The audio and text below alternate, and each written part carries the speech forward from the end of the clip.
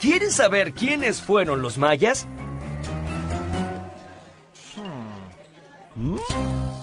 La cultura maya. Los rastros de la cultura maya aún están vivos entre nosotros, tanto como los enigmas que dejó su paso por el mundo. Esta cultura que floreció gracias a sus maravillosos descubrimientos en las matemáticas, la astronomía, la arquitectura y el arte, un día declinó misteriosamente por causas que aún se desconocen, hasta dispersarse y desaparecer. Lo que hoy llamamos civilización maya era, en realidad, un conjunto de muchos pueblos distintos que ocuparon parte de lo que hoy es Guatemala, Honduras, Belice y la península de Yucatán, en México. Les decimos mayas porque compartían un mismo idioma, un mismo calendario y una misma religión. Pero cada pueblo tenía su propia ciudad, su propio gobierno y sus propias riquezas. Los mayas estaban organizados en ciudades-estado. Nunca fueron un imperio gobernado por una gran ciudad capital.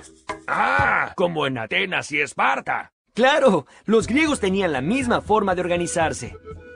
Las primeras ciudades mayas se construyeron hacia el año 400 a.C., es decir, en el mismo momento que Atenas y Esparta brillaban en la antigua Europa. Pero ¿saben una cosa? Griegos y mayas no se conocían, porque todavía nadie había cruzado el océano Atlántico. ¡Uf! Y hubo que esperar más de 2000 años antes de que alguien se atreviera a navegar tales distancias. Durante todo este tiempo, América y Europa estuvieron completamente desconectadas.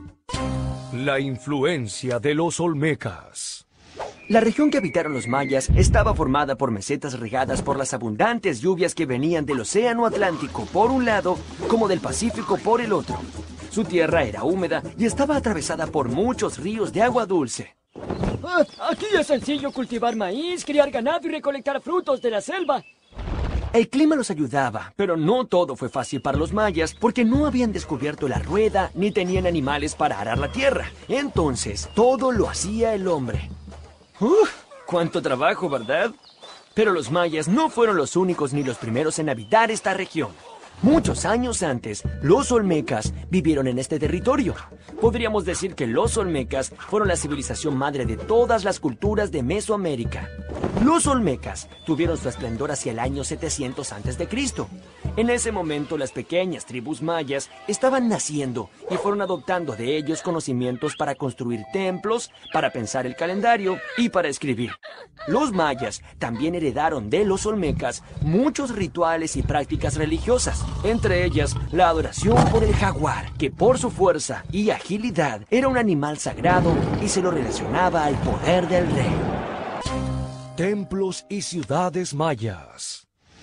Durante muchos años, el esplendor de los mayas quedó oculto en la selva, sumergido en la densa vegetación tropical, hasta que hace muy pocos años, exploradores y arqueólogos lograron abrirse paso y hallaron maravillosas ruinas de antiguas ciudades. Estos hallazgos sorprendieron al mundo y permitieron conocer mejor aún a una de las culturas más complejas y refinadas de América. Todas estas ciudades eran parecidas. En el centro, alrededor de una gran plaza, se erguían las construcciones más significativas. Las pirámides, que eran grandes templos cuyas cumbres servían de escenario para las ceremonias de los sacrificios rituales. El pueblo, congregado abajo en la plaza central, participaba activamente de las ceremonias, cantando, danzando e implorando a sus dioses para que la sangre de las víctimas sea de su provecho. Los mayas eran muy religiosos y creían que todo lo que les pasaba a los seres humanos era porque así lo decidían los dioses. Por este motivo construyeron estos enormes templos donde practicaban rituales en honor a sus dioses. En la ciudad de Tikal, la pirámide principal medía más de 70 metros. Era tan alta como un edificio de 10 pisos. Claro, cuanto más cerca del cielo, más cerca de los dioses. Las pirámides alcanzaron tales dimensiones de una manera muy peculiar. Cada vez que un rey moría, los arquitectos mandaban a construir una capa sobre la pirámide existente. Así crecía paulatinamente, capa sobre capa, como gajos de una cebolla. Alrededor de los templos vivían los sacerdotes y los gobernantes. Un poco más allá, los jefes militares, y aún más lejos, vivían los comerciantes y los artesanos. Y afuera de la ciudad, cerca de los campos de cultivos, se encontraban los campesinos y los esclavos, cuyo trabajo era la base de toda la sociedad. El calendario maya. Los mayas notaron que los astros del cielo iban cambiando de posición a lo largo de los días, pero cuando se cumplía un año, estos astros volvían a su posición original e iniciaban un nuevo ciclo. Digamos que observando la posición del sol, de la luna y de las estrellas, podían predecir en qué momento del año estaban, y por lo tanto, planificar los mejores días para la siembra y para la cosecha. Durante siglos se preocuparon para conocer más y más del cielo y de sus astros, a quienes consideraban poderosos dioses. Los mayas utilizaron a sus pirámides como observatorios astronómicos y fueron los sacerdotes los que acumularon todo ese saber. Con una paciencia minuciosa, los sacerdotes mayas elaboraron esta rueda que combina dos calendarios. El calendario Hab estaba basado en el ciclo solar y el calendario Solkin en los ciclos de la luna. El calendario solar de los mayas era de 365 días, igual que el nuestro. Sin embargo, su manera de entender el tiempo era totalmente diferente a la nuestra. Los mayas no creían que el tiempo fuera lineal, es decir, que fuera una línea recta sobre la que se montan los días uno tras otro y siempre hacia adelante. Para ellos, el tiempo no tenía ni principio ni fin. Cada año todo volvía a comenzar. Por eso, la forma de la rueda. Los mayas fueron los maestros de los números. Llegaron a hacer cálculos matemáticos que sobrepasaban los 1.000 millones. El dato que demuestra que ellos tuvieron un profundo conocimiento de las matemáticas es la utilización del cero, que era representado en forma de un caracol. Oye, pero si el cero no vale nada, entonces no cuenta. Tienes razón, Pipo. El cero equivale a nada. Es un concepto y no un número. Pero ¿sabes qué? Es tan importante que revolucionó las matemáticas y los mayas ya lo utilizaban unos 900 años antes de que los árabes introdujeran su uso en Europa. Un libro sagrado de los mayas. El Popol Vuh es el libro sagrado del pueblo quiché, descendientes de los mayas. En él se relata cómo los dioses Tepeu y Gucumatz se convirtieron en los dioses creadores y formadores. ¡Tierra! Dijeron, y al instante fue hecha, como por arte de magia. Luego hicieron los animales, los venados, los pájaros, los jaguares y las serpientes. Pero como esas criaturas no sabían hablar, no podían reconocer su dependencia a los dioses progenitores, invocándolos y orándolos. Los dioses resolvieron castigarlos y condenarlos a que su carne sea comida y sacrificada. Ante el fracaso de la primera creación, los dioses fabricaron otro ser. Esta vez lo hicieron con tierra y lodo, pero vieron que no estaba bien porque se deshacía. Estaba blando, no tenía movimiento ni fuerza. Rápidamente se humedeció dentro del agua y no se pudo sostener. Tepeu y Gucumatz estaban desilusionados, pero insistieron una vez más. Entonces consultaron a los adivinos cómo hacer el hombre, y estos dijeron: conviene que se junte la madera y que ésta sea labrada por el Creador. Al instante, fueron hechos muñecos de madera, pero salieron tontos, sin corazón ni entendimiento. No se acordaban de su Creador y caminaban sin rumbo. Los dioses, muy enojados, mandaron un gran diluvio de lluvia negra como las tinieblas. Desesperados, los hombres de madera corrían de un lado al otro. Muchos fueron aniquilados y otros encontraron protección en los árboles. Así pues, hubo que hacer una nueva tentativa de crear y formar al hombre. Hagamos un ser que nos sustente y nos alimente. Esta vez los dioses probaron a ser seres obedientes y respetuosos. De este modo, hicieron a los seres humanos que hoy existen en la tierra. El juego de pelota. Una extraña manera de contentar a sus divinidades era a través de un juego. El juego de la pelota. ¡Ah, jovencitos! Pero nada tiene que ver esto con el fútbol que jugamos nosotros. Ellos no tenían que hacer un gol en un arco, sino tenían que pasar esta pesada pelota de caucho dentro de este anillo de piedra que se ponía en la pared. ¡Ja! ¿Les parece sencillo? Bien, escuchen esto. las cosas se complicaban cada vez más, ya que estaba prohibido usar las manos o los pies. Solo se permitía golpear la pelota con los hombros, las rodillas y las caderas. El juego era tan violento que los jugadores terminaban muy lesionados, pero más vale lesionado que perdedor, ya que el equipo vencido sería sacrificado y su sangre serviría para honrar a los dioses. Bueno, creo que perdimos. La pintura y la escritura maya. ¿Quiénes son estos hombres esculpidos sobre la piedra? ¿Por qué llevan máscaras estos otros a sus pies?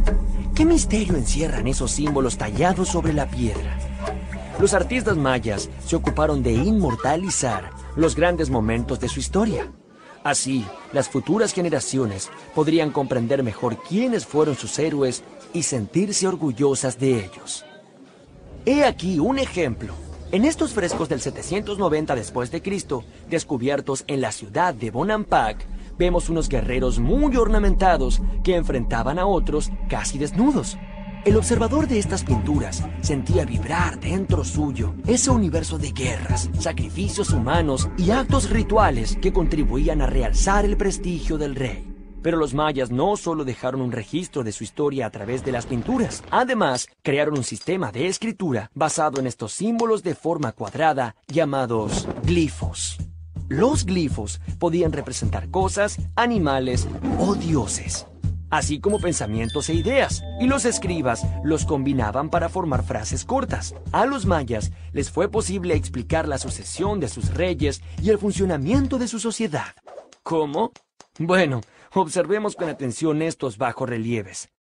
Cada elemento tallado sobre la piedra tiene su significado. Por ejemplo, estas personas enfrentadas eran reyes. Aquí vemos que uno le está dejando el poder a su sucesor. Y fíjense un detalle, alrededor de sus cabezas vemos tallados todos sus pensamientos. Como le pasa a los personajes de mi revista de historietas. Sí, en eso los mayas también fueron unos adelantados. La desaparición de los mayas. A pesar del brillo que supo tener, la civilización maya tuvo un final inesperado. Hacia el año 900 después de Cristo, todas las ciudades fueron misteriosamente abandonadas. Algunos de sus habitantes se internaron en la selva hasta desvanecerse. Otros viajaron a Yucatán, donde crearon nuevas ciudades como las de Chichén Itzá, Maxapán y Uxmal. Atrás habían quedado muchas de sus posesiones y todo su esplendor. Los investigadores sostienen una teoría. En esos últimos años, una casta de gobernantes muy ambiciosos menospreciaron la sabiduría de sus antepasados. Entonces, olvidaron sus estudios y se ocuparon solo en engrosar su poderío militar, con el fin de dominar a las ciudades vecinas. Tantas guerras generaron muchas muertes y mucha destrucción. Varios años de sequía acompañaron a este desastroso panorama. Y esto generó tanta hambre que los sobrevivientes tuvieron que abandonar sus hogares y emigrar hacia nuevos horizontes. En el año 1527, cuando llegaron los españoles, unas pocas ciudades muy debilitadas se disputaban el poder del Yucatán. Pero no se crean que fue tan fácil para los españoles someter a estos pueblos. Como los mayas tenían muchas ciudades pero no poseían un gobierno centralizado, estos tuvieron que combatirlos pueblo por pueblo y se demoraron casi 200 años en conquistarlos. Así, finalmente, cayeron los mayas, uno de los pueblos más deslumbrantes y sofisticados de la América precolombina.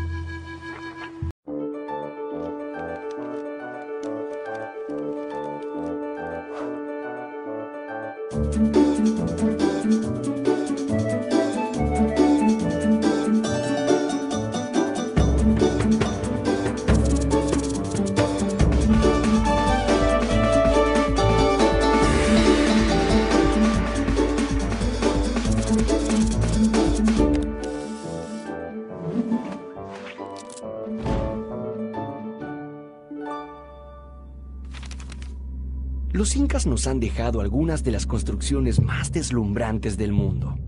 Sin embargo, la historia de este pueblo, que dominó por siglos gran parte de América del Sur, está teñida de leyendas y misterios. Vamos a conocer la epopeya de este pueblo que dominó una enorme región, empleando una herramienta fundamental: la organización. Empecemos por visitar la región andina. Recorramos sus costas desérticas, los altiplanos secos y fríos a más de 4.500 metros de altura y la imponente cordillera de los Andes. Aquí, en las alturas, es tan alto que escasea el oxígeno y resulta difícil respirar. No parece un buen lugar para vivir. No puedo respirar. Pero no se dejen engañar. En estas tierras se desarrollaron varios pueblos asombrosos, pero hay uno que se destacó entre todos ellos y se transformó en un gran imperio: el Imperio Inca. Los restos preincaicos más antiguos se han descubierto en la ciudad de Caral. Esta ciudad es hoy considerada la más antigua de América y una de las más antiguas del mundo. Existió 3.000 años antes de Cristo, casi al mismo tiempo que florecía Egipto a orillas del Nilo. ¿Recuerdan? Son muchos los pueblos que vivieron en estas regiones antes que los incas, entre ellos los nazcas, los mochicas o los tiahuanaco. La mayoría de ellos fueron grandes artesanos y orfebres. Algunos incluso dominaron el arte textil. Los nazcas son especialmente famosos gracias al descubrimiento de las líneas de Nazca, que se ven desde el espacio. ¡Wow! Las líneas de Nazca forman 30 enormes dibujos, entre los que se destacan el colibrí, la araña y el mono. Pero la pregunta es, ¿qué eran? ¿Las habrán hecho para comunicarse con extraterrestres? Algunos científicos dicen que era un calendario agrícola que los ayudaba a elegir el mejor momento para sembrar y cosechar. Bueno, ¿quién sabrá? El origen. Las leyendas sobre el origen de los incas han viajado de boca en boca durante cientos de años, atravesando guerras y conquistas para llegar hasta nosotros. Sí, han tenido que viajar de boca en boca y de generación en generación, ya que los incas no tenían un sistema de escritura. Para ellos, lo que valía era la palabra, y todo era comunicado exclusivamente a través del habla. Según la leyenda, Inti, el dios Sol, le pidió a su hijo Ayar Manco que se encargase de venir a la Tierra a civilizar a los seres humanos. Tras la creación del mundo, Ayar Manco y su mujer, Mama Ocllo, se pusieron sus mejores ropas y surgieron de las profundidades del lago Titicaca con una barreta de oro en sus manos. El mandato de su padre indicaba que esa barreta les mostraría el lugar en donde fundar un gran imperio. Después de andar y andar muchos kilómetros hacia el noreste, Ayar Manco y Mama Ocllo notaron con sorpresa que la barreta se había sumergido en el cerro Huanacaure. Esa era la señal que estaban buscando, y fue allí que fundaron la ciudad de Cusco, que fue el centro del imperio y que quiere decir el ombligo del mundo. Ayar Manco se transformó en Manco Cápac, el primer inca. Él y su mujer enseñaron a los hombres cómo cultivar la tierra, pescar, construir sus hogares y muchas cosas más. Los demás emperadores incas fueron descendientes de Manco Cápac, y a él le debían su origen divino y su parentesco con el mismísimo Sol. Cultivar la montaña. Para poder conseguir mayores terrenos de cultivo, los incas tuvieron que domesticar las abruptas pendientes de los Andes, tal como se domestica un caballo salvaje. Para ello, desarrollaron novedosas técnicas de siembra que los harían famosos. Bueno, no ganaron premios ni nada de eso, pero consiguieron algo mucho más importante: sus famosas terrazas de cultivo, llamadas andenes, sus acueductos y canales en las laderas de las montañas. Todo esto les permitió cosechar alimentos suficientes como para desarrollar una gran civilización que todavía asombra a investigadores y especialistas. Si les gustan las papas fritas, tienen que estarles muy agradecidos a los incas, porque la papa fue un aporte alimenticio que hicieron los incas al mundo. Ellos cultivaron y cosecharon Escuchen esto. Más de 200 especies de papas. ¿200 especies? ¿Y qué me dicen de los cereales? Otro de los cultivos importantes fue el maíz. La mazorca o choclo podía conservarse durante largos periodos y consumirse cuando faltaban otros alimentos. Al maíz se le atribuía origen divino y de hecho estaba reservado para la corte del Inca. Este cereal viajó hacia Europa luego del descubrimiento de América. Hoy, el maíz es el cereal más sembrado en el mundo. Los caminos del Inca. Gracias a sus grandes campañas militares y alianzas con poblaciones vecinas, el territorio dominado por los incas se extendía en 1438 desde la Amazonía de Colombia hasta el norte de Argentina y centro de Chile. Los incas llamaron a todo este territorio Tahuantinsuyo, que quiere decir el imperio de las 4 direcciones. Todo este imperio se administraba desde su capital, que estaba en el Cusco. Los incas eran muy buenos guerreros, pero también muy buenos negociadores. Por ejemplo, muchas veces, para evitar la guerra, los pueblos acosados les ofrecían sus reservas de alimentos, tejidos e incluso mujeres. Los incas construyeron un poderoso ejército que tenía un gran secreto: la planificación, la disciplina y una elaborada estrategia. Esto les trajo innumerables victorias y en poco tiempo acumularon un gran territorio. Los incas eran muy organizados. Idearon un sistema para expandir su territorio sin perder el control de lo que sucedía en la región. Para ello, construyeron un perfecto sistema de caminos que recorría selvas, quebradas y montañas. El principal era el Camino Real, que unía las ciudades de Cusco y Quito y que tenía 2.400 kilómetros de largo. Eso es bastante.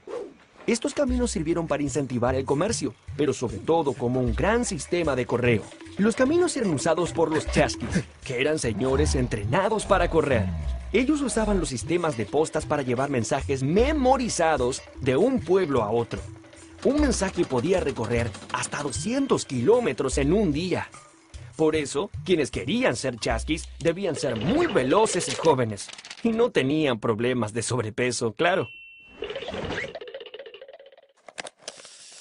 Los quipus. Tanto poder y extensión territorial obligó a los incas a buscar una forma de controlar sus riquezas. Entonces, idearon un sistema matemático para administrar sus provincias: los quipus. Este fue el principal instrumento de contabilidad del imperio inca. Imaginen una serie de nudos agrupados. De un cordel más grueso penden varios más delgados y de diferentes medidas, grosores y colores. Cada una de esas cuerdas decía algo y guardaba información vital sobre cuentas y registros de los que dependía la correcta administración del imperio. Había personas especializadas en manejar estas cuerdas. Una de ellas era el quipu Camayoc, quien tenía a su cargo el control de las cuerdas de toda la región o suyo. Los quipus probablemente fueron una gran herramienta para los incas, tal como lo son las computadoras para nosotros. Sin embargo, nadie sabe a ciencia cierta cómo es que funcionaban. Mucha organización. Muy bien, mucho dominio, muchos cultivos, muchas riquezas. Pero, ¿había alguien capaz de organizar todo esto? Sí que había. De hecho, los incas tuvieron una gran organización administrativa y política. Y como cabeza de esa gran organización se encontraba el Inca. Todo lo que él decía era considerado como una ley suprema. Claro que también había reglas para él. Por ejemplo, bajo ningún punto de vista podía ser soltero. Debía tener, por lo menos, una esposa. Es más, podía tener más de una, a veces cientos de mujeres. Pero siempre había una esposa principal, la cual también era considerada sagrada y a la que se veneraba como hija de la luna. El mayor logro de los incas fue conseguir que todos los habitantes del imperio tuvieran comida y trabajo. Así es, en el imperio incaico no existía la pobreza. Por supuesto, el emperador y la nobleza tenían muchos lujos, pero nadie pasaba hambre y todos tenían con qué vestirse, lo cual parece asombroso en el mundo moderno. Los incas tenían 3 leyes fundamentales que todos debían respetar: no robar, no mentir y no ser holgazán.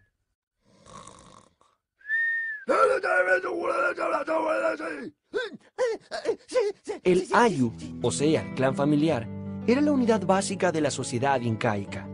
Cuantos más hijos tenían los hombres casados, más tierra les correspondía, pues debían satisfacer las necesidades de más personas, o personitas.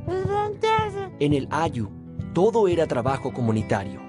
Uno para todos y todos para uno. Oigan, eso lo escuché en algún otro lugar. Arquitectura. La habilidad y la destreza de los albañiles incas fue impresionante. Sus técnicas asombran incluso a los ingenieros actuales. Los incas tomaban piedras enormes y las encajaban una encima de otra sin ningún tipo de cemento. Dije sin ningún tipo de cemento. Así está mejor. Tanta era la precisión que ni una hoja de papel podía pasar entre ellas. Un ejemplo de lo atrevidos que eran los constructores incas es la enigmática ciudadela de Machu Picchu, que está situada en un inaccesible pico rocoso a más de 2000 metros de altitud. Su construcción en un lugar tan difícil de acceder sigue siendo hoy día un gran misterio, ya que hay bloques de piedras que sobrepasan los 7 metros de altura y están dispuestos con una asombrosa exactitud. Las crónicas de la conquista. Soy la llama. Una historia no sería historia si no pudiera ser contada. Y ya que los incas no dejaron nada por escrito, todo lo que sabemos hoy proviene de unos relatos de unos señores que vivían durante la época de la conquista española. Los cronistas. Gracias, señora Llama. Ellos dejaron textos escritos y dibujos que muestran cómo eran las costumbres en este imperio recién conquistado. Las crónicas sobre los incas empezaron a escribirse a partir de 1532, cuando un ejército de españoles sedientos de oro y riquezas llegó al Perú al mando de Francisco Pizarro para conquistar la América del Sur. ¡Es por aquí! ¡Vamos! ¡Vamos por el oro! ¡Vamos! Hubo muchos cronistas. Uno de los más importantes fue Felipe Huamán Poma de Ayala. Este cronista decía que era hijo y nieto de caciques nobles muy cercanos al Inca. Lo increíble es que su libro de crónicas no fue descubierto hasta 1908. Estaba traspapelado junto a otros pergaminos almacenados en la biblioteca de Copenhague, en Dinamarca. Pero, ¿qué hacía allí a miles de kilómetros de distancia de Perú? Aún es un misterio. Es gracias a este volumen de 1179 páginas y una enorme cantidad de dibujos que hoy podemos conocer mejor las costumbres de esta asombrosa civilización, el imperio de los incas.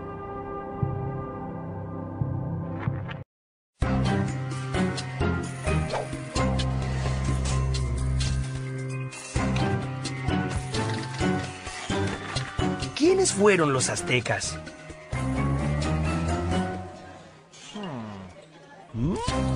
Amos y señores de Mesoamérica. Miremos bien nuestro planeta. Ahora acerquémonos al centro de la gran esfera en la que vivimos. Justo allí, donde se unen América del Norte y del Sur, está el lugar donde florecieron algunas de las culturas más misteriosas y feroces que conocemos. Hace cientos de años, un pueblo de guerreros quiso dominar toda esta región. Ellos fueron los aztecas. Los aztecas tuvieron un poderoso ejército que sometió a todos sus pueblos vecinos y en apenas 2 siglos se volvieron los amos y señores de Mesoamérica. Pero esta historia comienza mucho antes. Para demostrar su importancia, cada pueblo fue dejando su huella a través de imponentes templos y maravillosas piezas de arte. Primero fueron los olmecas y los zapotecas. De una rama de esta cultura surgió una majestuosa civilización llamada Teotihuacán. Luego, ocurrió algo que aún es un misterio. Todos esos pueblos comenzaron a desaparecer o a emigrar hacia otras regiones. Aparentemente, fue algo terrible. ¿Acaso una maldición de los dioses? ¿Una gran sequía? Pues probablemente nunca lo sabremos.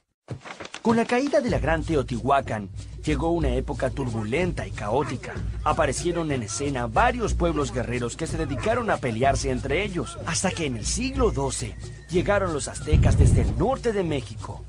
Este pueblo consiguió dominar a todos los pueblos vecinos, quienes se vieron obligados a pagarle tributos a sus nuevos amos y señores. Tenochtitlan, la ciudad capital. Los aztecas estaban sedientos de poder y se dedicaron a colonizar todo el centro de México. Ellos llegaron a organizar una verdadera confederación de pueblos que incluyó 38 estados en su período de mayor esplendor. Esos eran muchos lugares para administrar, y los aztecas necesitaban de una capital desde donde dominar a sus súbditos. Para eso crearon en 1325 Tenochtitlan, una aldea que con el tiempo se convirtió en una ciudad legendaria, centro de un imperio tan poderoso como temido. Tenochtitlan estaba construida sobre un islote en el centro de un gran lago. Si pudiéramos viajar en el tiempo a esta gran ciudad, veríamos cómo los canales se conectan con los campos, centros urbanos y el resto de los lagos. Esta es una ciudad llena de tránsito y mucho bullicio. Y es que Tenochtitlan fue tan grande que llegaron a vivir más de 250,000 habitantes. Si miran bien hacia el horizonte, podrán descubrir las montañas que rodean la ciudad y que se elevan al cielo, casi hasta llegar a tocar a los mismísimos dioses. A los aztecas les gustaba tanto este paisaje que levantaron unos 25 templos de forma piramidal que imitaban el viaje que hacen las montañas hacia los cielos.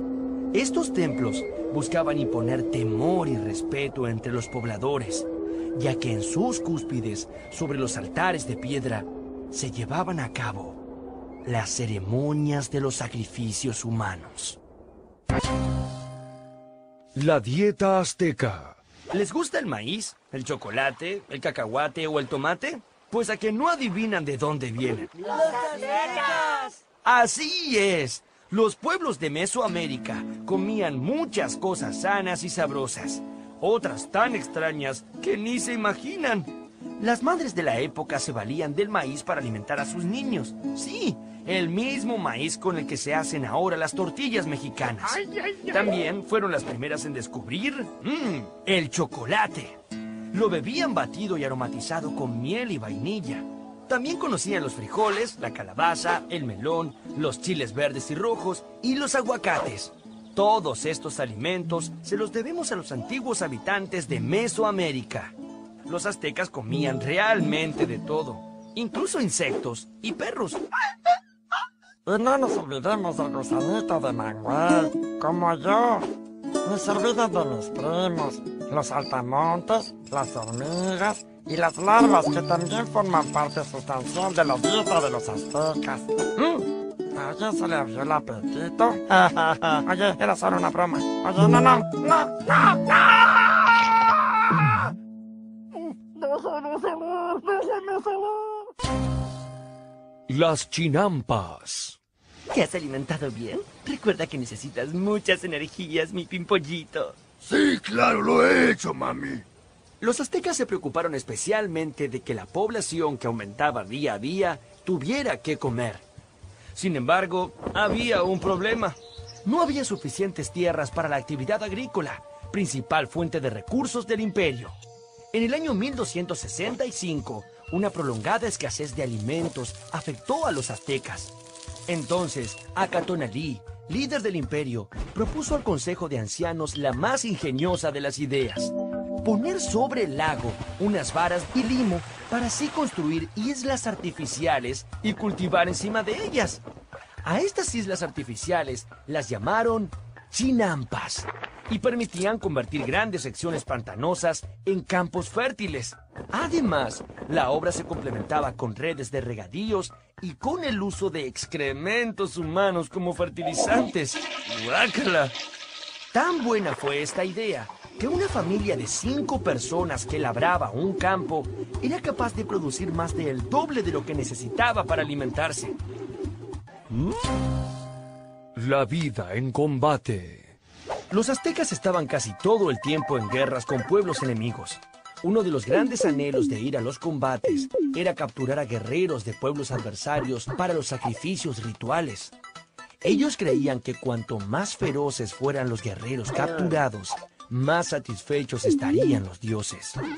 Durante las batallas, los aztecas escondían sus rostros tras máscaras que representaban dioses y animales de enormes poderes. Para dominar esta extensión se valieron de muchas herramientas. Una de ellas fue infundir temor. Mediante una actitud férrea y despiadada, lograron hacer que nadie quisiera salirse de la raya y así mantener bien unido a todo su territorio. Pero no todo era violencia, ya que los aztecas lograron establecer fuertes lazos comerciales con pueblos vecinos. Los aztecas desarrollaron una elevada producción de bienes y artesanías que eran vendidas en otras ciudades. Los comerciantes viajaban de un lugar a otro y gracias a esto, los aztecas tuvieron un doble beneficio. Por un lado, muchas riquezas y por otro lado, averiguar qué estaban tramando esos pueblos. Aquellos que se dedicaban al comercio de mercancías de lujo tenían también una actividad que era secreta. Servían como espías al soberano azteca. El conocimiento de los aztecas. Muchas civilizaciones se han preocupado por dejar plasmada su visión del mundo y así poder transmitir sus proezas y sus conocimientos de generación en generación. Pues bien, los aztecas dejaron constancia de su historia de conquistas y dominio militar a través de unos símbolos inscritos sobre pieles de venado o telas de algodón. Estos códices repletos de coloridos dibujos son documentos históricos en los que se registraron muchos aspectos de su vida cotidiana. A pesar de los códices, los aztecas no lograron tener un método efectivo de escritura. Como carecían de alfabeto, la representación de un animal u objeto debía realizarse mediante la combinación de dibujos. Para entenderlo mejor, veamos un ejemplo. Escribían el nombre de su capital, Tenochtitlan, dibujando una piedra. Eso era Tena, de la cual brotaba un cactus de nopal. Eso era Nochtri. Como ven, la escritura azteca era muy limitada, así que tuvieron que apoyarse mucho en su tradición oral. Este debe haber sido uno de los motivos por el que exploraron tanto la poesía como método de comunicación. De hecho, había un poema para cada ocasión. Poemas guerreros, poemas sagrados, poemas históricos y poemas enamorados. Esta forma de expresión estaba muy ligada a la música. Poeta y cantor se designaban como la misma persona. Y dice: queridos amigos, yo no les miento, nosotros los aztecas cantamos con sentimiento. Con sentimiento. Los aztecas vivieron muy pendientes del tiempo. Idearon un calendario tan perfecto que les permitía conocer el mejor momento para sembrar o cosechar. Incluso podían predecir grandes eventos climáticos. El calendario solar de los aztecas estaba instalado en un altar redondo en el centro del patio del Templo del Sol. Otra llamativa particularidad de los aztecas era su devoción por el número 20. ¿Qué? Sí, el número 20 era la base de todos sus cálculos, tanto como es el número 10 para nosotros. ¿Habrá sido que en la escuela les enseñaban a contar también con los dedos de los pies? La escuela era muy importante para los aztecas. A partir de los 15 años, eran instruidos en escuelas públicas que el Estado había creado para asegurar la correcta educación de los ciudadanos. Y había dos tipos de escuelas. Una era el Telpuchcali. Allí recibían instrucción en el empleo de armas, artes y oficios, mientras que en la otra, el Calmecac, los jóvenes eran adiestrados para el cumplimiento de los deberes sacerdotales. Los sacrificios. Los aztecas creían que un día el mundo terminaría violentamente y que todos los hombres morirían de una manera dramática. Para posponer este trágico final, deberían hacer constantes sacrificios a los dioses. Según sus propias creencias, la sangre mantenía vivo al sol. Así que para mantener el orden del mundo y tener buenas cosechas, los sacerdotes debían sacrificar a muchos animales, e incluso hombres y mujeres. Luego de esto, ofrecían sus corazones a los dioses, aunque morir en estas ceremonias por lo general era un gran honor. El dios absoluto de los aztecas se llamaba Ometecutli. Bajo su mando había otros dioses que intervenían en los asuntos humanos. Entre ellos, el más popular fue Quetzalcóatl, la serpiente emplumada, a quien se consideraba el gran benefactor de la humanidad. La verdad era que Quetzalcóatl no se llevaba nada bien con Tezcatlipoca, un dios que exigía muchos sacrificios humanos. Hubo un enfrentamiento entre estos dioses. Quetzalcóatl fue expulsado de la ciudad sagrada de Tula. Cuando desapareció en el horizonte en una barca de serpientes, una profecía aseguró que algún día volvería por el mismo lugar que había partido para imponer un nuevo orden y acabar con los sacrificios sangrientos. Los aztecas tenían muy presente aquella profecía y era posible que algún día se cumpliera. Las guerras floridas.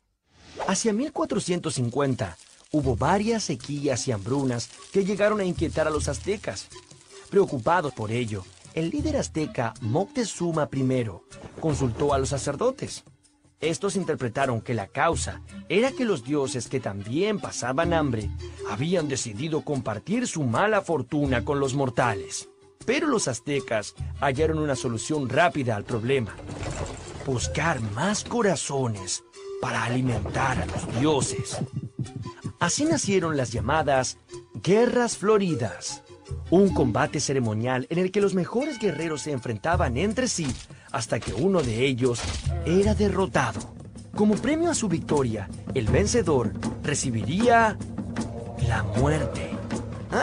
Pero no una muerte cualquiera, sino una gloriosa. El premio a su victoria sería ser sacrificado y que su corazón sirva de alimento para los dioses. El fin de los aztecas. Cuando el conquistador español Hernán Cortés arribó al Valle de México en 1519, Moctezuma II, el rey azteca, creyó que este señor, vestido con originales ropajes y montado en unos extraños animales llamados caballos, era en realidad el dios Quetzalcóatl, que regresaba de su forzado exilio para cumplir la profecía. Moctezuma recibió a los españoles creyendo que eran dioses en vez de poderosos enemigos para su reino. Esto hizo que la conquista española fuera mucho más fácil, ya que al principio los aztecas no ofrecieron resistencia. Cortés tuvo también la ayuda de muchos guerreros de pueblos enemigos de los aztecas, que había reclutado en su camino hacia la capital. Un año después de su llegada, los aztecas habían sido conquistados. Tras la destrucción de su capital, todas sus tierras y riquezas fueron incorporadas a la corona española. Y así fue como pereció este imperio de feroces guerreros. Sin embargo, la fuerza de las raíces mesoamericanas se mantienen en vigor. Y todos aquellos habitantes del Valle de México aún sienten resonar dentro suyo el orgullo de los aztecas.